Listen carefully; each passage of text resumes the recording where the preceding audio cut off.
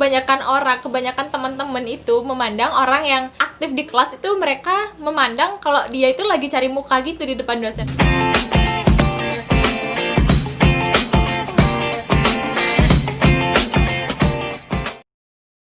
Halo, balik lagi dengan aku, Krisna Jayanti. Jadi, kali ini aku bakalan sharing ke kalian bagaimana caranya dapetin IPK yang tinggi. Ini merupakan salah satu harapan setiap mahasiswa untuk memperoleh IPK yang tinggi dan lulus tepat waktu. Nah, kali ini aku bakalan kasih tips nih ke kalian. Kurang lebih mungkin ada 6 tips. Tips ini mungkin bakalan berhasil bagi kalian yang gigih dan punya semangat tinggi buat dapetin IPK yang tinggi. Oke, sebelumnya jangan lupa subscribe channel aku dulu. Kalau udah, terima kasih. Dan sekarang kita lanjut ke pembahasannya. Tips yang pertama, ini sebenarnya simple kok tipsnya yang aku kasih. Yang pertama yaitu jangan malas mencatat. Waktu SMA mungkin kalian jadi siswa mungkin rajin-rajin mencatat ya. Dan sekarang di perkuliahan juga harusnya tetap harus rajin mencatat.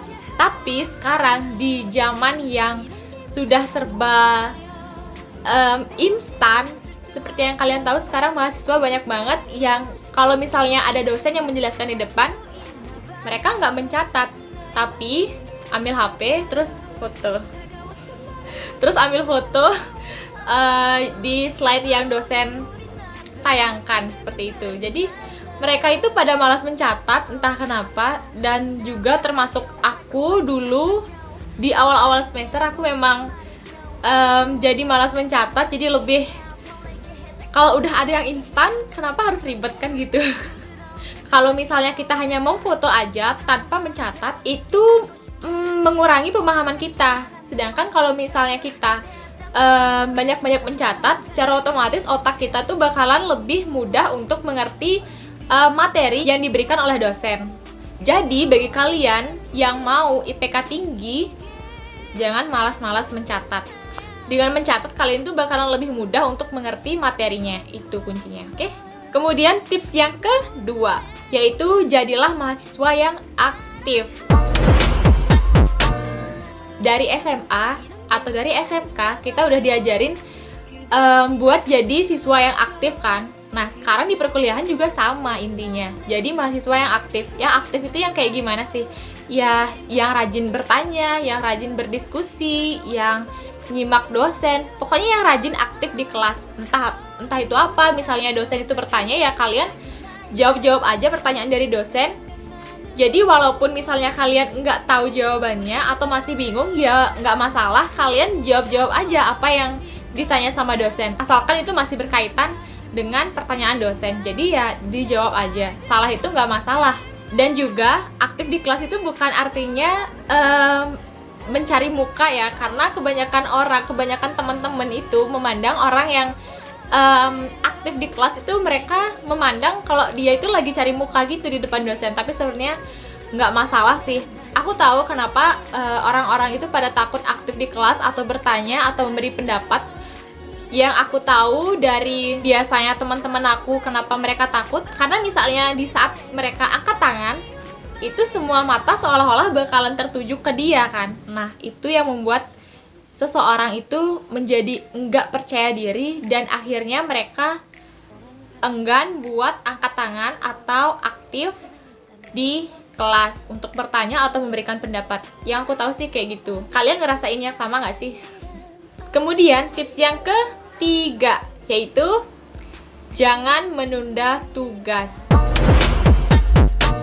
Kita semua pasti ngerti kalau tugas perkuliahan itu sangat banyak banget bejibun. Jadi kalau misalnya udah dapat tugas, itu langsung aja dikerjain. Kalau aku sih waktu kuliah itu pasti kalau misalnya udah dapat tugas, kalau aku udah free, ada waktu, aku pasti bakalan langsung buat. Walaupun deadline-nya itu masih jauh hari, ya karena kita masih senggang, masih ada waktu yang free, ya buat aja langsung kayak gitu.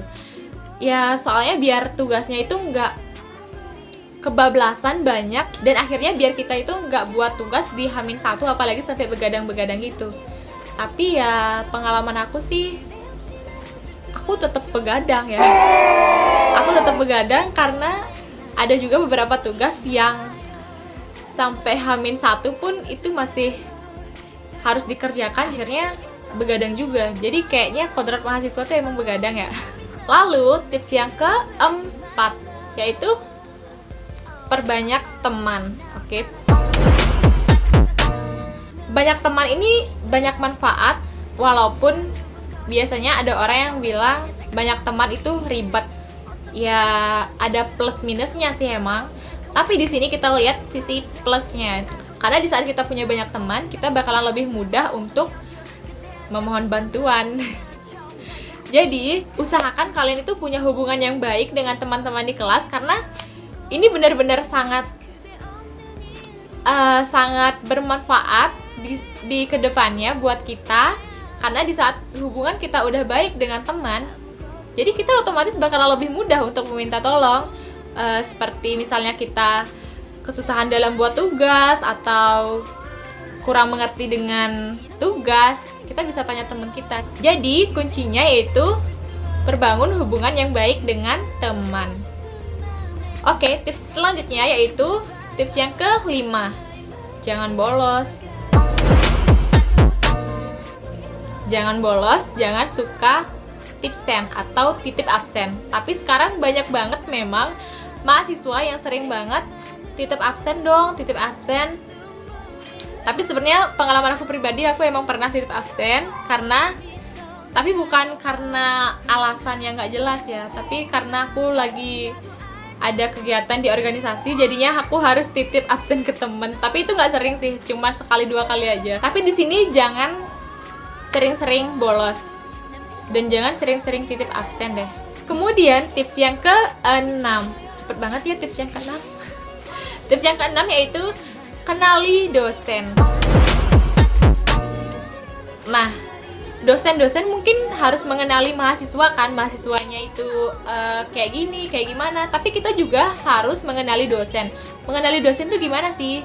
Mengenali dosen itu maksudnya kita harus tahu tipe-tipe dosen. Jadi dosen itu kan ada banyak tipe ya. Ada banyak tipe. Mereka ada yang suka mahasiswa yang aktif di kelas, mereka ada yang suka lebih menilai ke jurnal-jurnal atau makalah-makalah mahasiswa yang dikumpul. Ya pokoknya tipe-tipe dosen itu banyak banget. Jadi kita itu harus mengenali sifat-sifat dosen itu kayak gimana. Dan juga biasanya ada dosen yang benar-benar ketat banget dan aturannya itu harus benar-benar dipatuhi. Bahkan ada beberapa dosen yang memang telat beberapa menit nggak boleh masuk, atau telat mengumpul tugas beberapa menit nggak diterima. Oh, ada juga kok dosen yang kayak gitu. Jadi kita tuh harus pinter-pinter aja mengenali dosen. Oke, jadi itu aja tips-tips dari aku untuk menaikkan IPK. Apalagi ini sangat penting buat kalian yang baru-baru jadi mahasiswa, yang masih mahasiswa baru. Ini penting banget buat kalian simak. Tapi perlu diketahui, di luar 6 tips itu juga banyak banget cara-cara yang bisa kalian lakukan untuk menaikkan IPK. Seperti hal-hal kecil, misalnya saat ujian seperti UTS, UAS. Benar-benar harus nggak boleh menyepelekan hal ini, UTS dan UAS ini, karena ini benar-benar sangat menentukan nilai kalian. Dan juga praktikum itu nilainya gede banget. Dan bagi kalian yang jurusannya itu ada praktikum, kalian tuh harus benar-benar ngikutin praktikum dari dosen, karena praktikum itu mempunyai bobot nilai yang sangat besar. Praktikum, UTS, UAS itu nilainya sangat besar, dan usahakan buat praktikum itu jangan di skip ya.